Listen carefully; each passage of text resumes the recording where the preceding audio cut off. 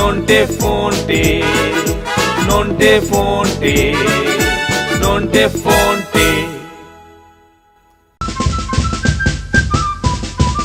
বৎস নন্টু, গুরুজনের খাদ্যদ্রব্যের দিকে নজর দিতে নেই। মাফ করবেন প্রভু।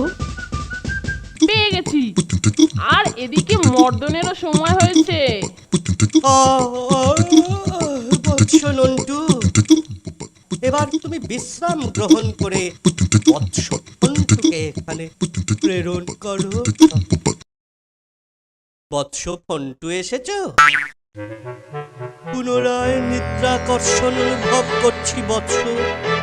তোমাকে আর গাত্রমর্দন করতে হবে না। পরিবর্তে যদ্যপি না আমি গভীর নিদ্রামগ্ন হই, তদ্যপি তুমি আমার উদর দেশে হস্ত সঞ্চালন করো। কিন্তু বৎস, তোমার হস্ত এত লোমশ কেন? কেন? বাবা গো, খেয়ে ফেললে গো, বাঁচাও!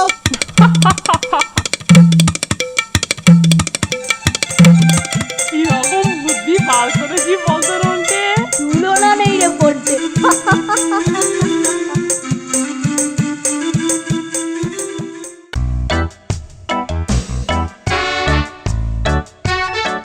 এই যে তোদের, আরে আরে তোর হাতে ওটা এয়ারগান বলে মনে হচ্ছে। হ্যাঁ, এয়ার গান। আমরা এখন নিশানা প্র্যাকটিস করতে যাচ্ছি। হে হে, অনেকদিন থেকে শীতকালীন পাখি শিকারের জন্য একটা বন্দুক খুঁজছিলাম, তোরটা পেয়ে ভালোই হলো। শোন মানিকজোড়, আমি এটা রাখছি। সকালে নদীর ধারে এখন অনেক হাঁস আর বক আসে, তোরা কাল সকালে খোঁজ নিয়ে এসে আমাকে ডাকবি, তারপর দেখবি পাখি শিকার কাকে বলে। এখন চলি রে, টাটা। দেখলি কেলটুটার কীর্তি দেখলি? এখন বন্দুকটা আমি ফেরত পেলে বাঁচি। দাঁড়া, একটা মতলব মাথায় এসেছে। ও সকালে নদীর ধারে পাখি শিকার করবে বলেছে, আর স্যারও আজকাল সকালে ওদিকে গাড়ু নিয়ে করতে যান।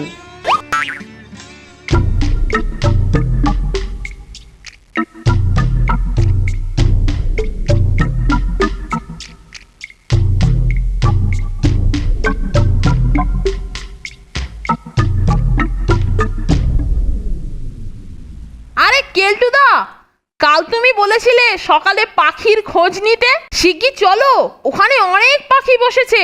নন্টে ওখানে রয়েছে। বটে, দাঁড়া, তৈরি হয়নি। তোমার টিপ ঠিক আছে তো কেলটুদা? গতবারের মতো আবার বক মারতে গিয়ে কাক মেরে বসবে না তো? চিন্তা করিস না ফোনটে, পাখির মাংস আজ তোদের খাওয়া বই। ওই দেখো কেলটুদা, একটা বসে আছে। ওটা কি পাখি রে? ঝাপসা আলোতে ঠিক বোঝা যাচ্ছে না, তবে বেশ বড় সাইজের বক টক বলে মনে হচ্ছে। এই একটাতেই সবাইকে কুলিয়ে যাবে, বুঝলি? ওরে বাবা রে, স্যার স্যার স্যার, ভেবেছিলাম পাখি। না স্যার, না স্যার, আপনি নয় স্যার, ভেবেছিলাম পাখি পাখি পাখি স্যার। হ্যাঁ, আমি পাখি। অত ছাড়া মরকট, ধরতে পারলে ওই মুড়ো আমি ওই গাড়ুর ঘায়ে তোর গুঁড়ো করে দেবো। চল ফোনটে, এয়ারগান নিয়ে এবার আমরা নিশানা প্র্যাকটিস করি। হ্যাঁ তাই চল।